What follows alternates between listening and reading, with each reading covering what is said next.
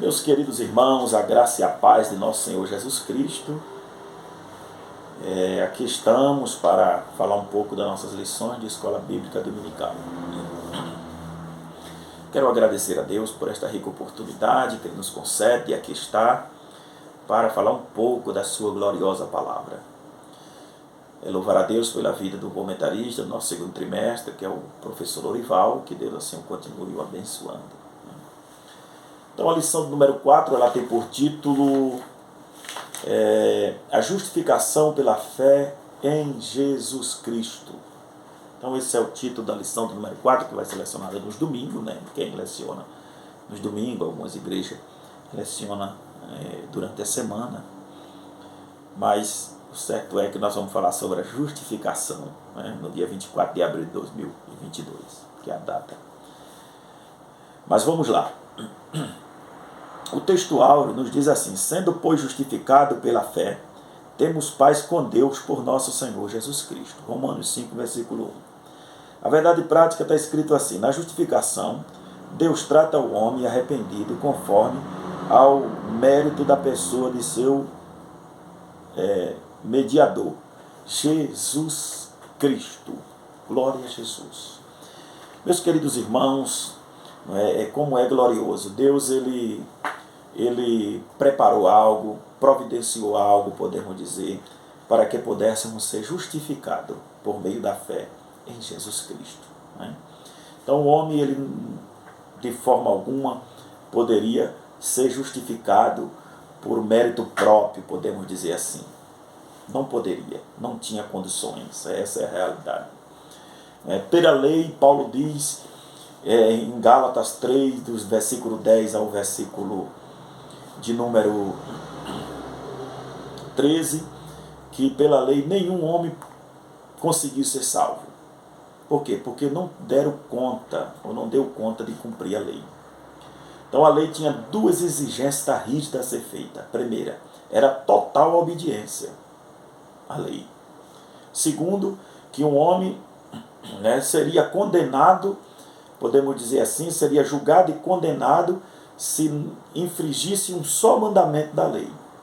Então, se ele infringisse um só mandamento da lei, ele tinha que ser condenado.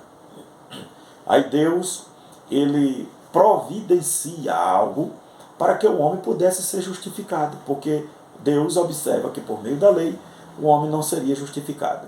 Paulo nos garante isso.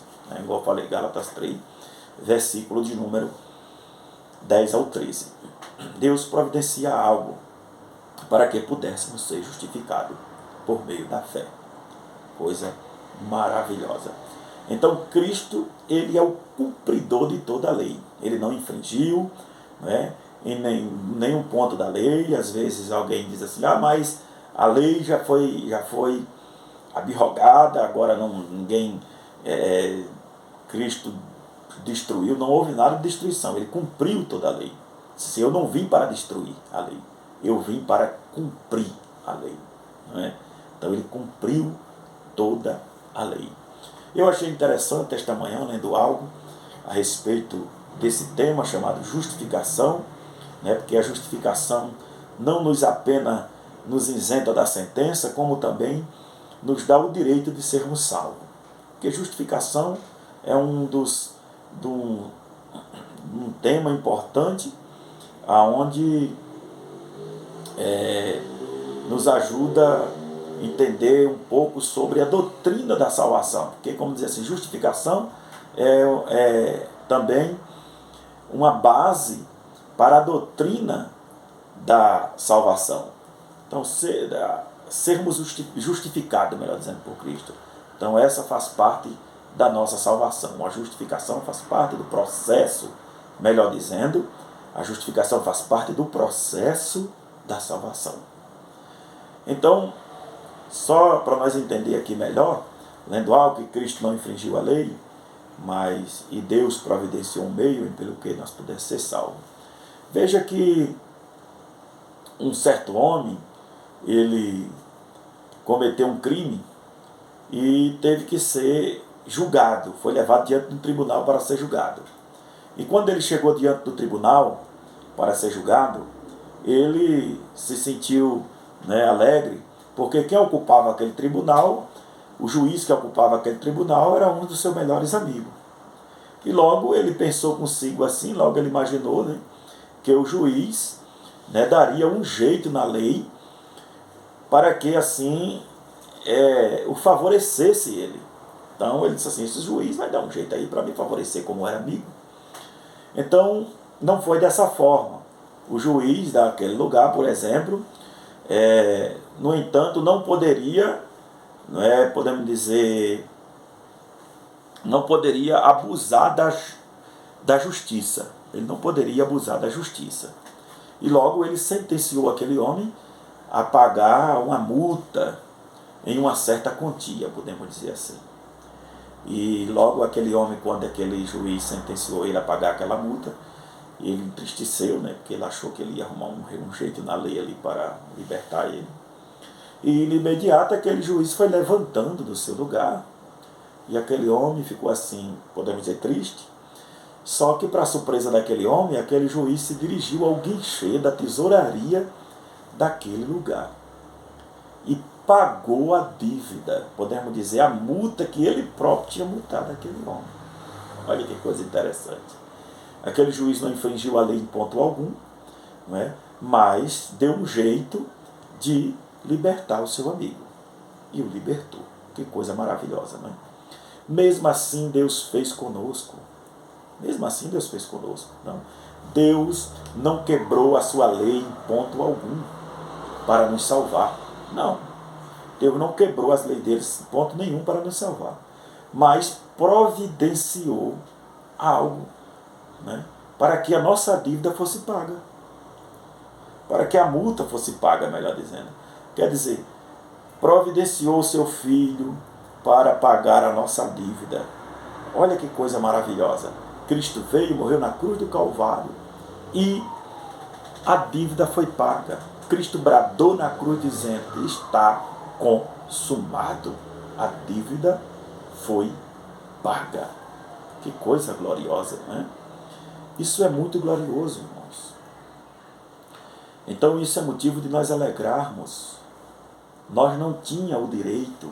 Então o nosso professor botou aqui, é Deus quem nos justifica. Deus nos justificou por meio de Cristo Jesus. Quer dizer, providenciando, dando o seu único filho para morrer na cruz do Calvário por nós, porque nós mesmos não tínhamos condições. Nós não tínhamos como pagar essa dívida. Não tinha como pagar essa dívida. E Cristo veio e pagou por nós. Então isso é privilégio. Isso é glorioso. Maravilhoso. Não é? É motivo de nós agradecermos a Deus todo dia. Porque nós não éramos merecedor. Porque o nosso professor botou aqui na lição, por meio da graça. Por meio da graça de Deus. Quer dizer, pelo amor infinito de Deus. Deus nos amou e providenciou o pagamento da dívida e nos isentou da culpa, nos dando o direito da salvação. Que coisa maravilhosa, não é? Que Deus fez conosco. Agora é o seguinte, o nosso comentarista disse aqui, é por meio da fé.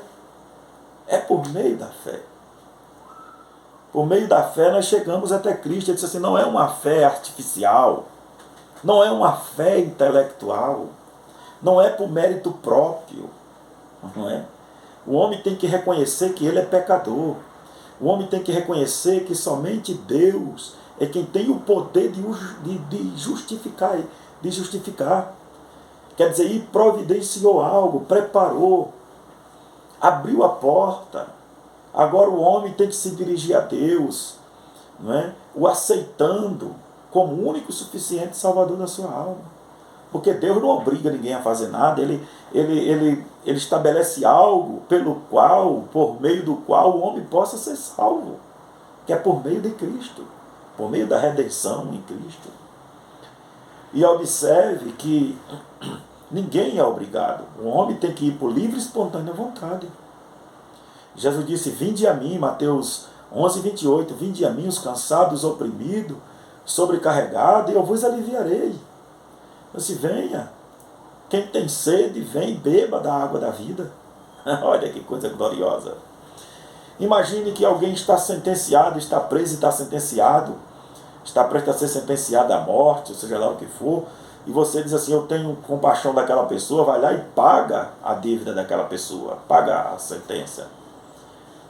E aí imagine que aquela pessoa seja arrogante, soberba, e diz assim, eu não aceito, eu não quero.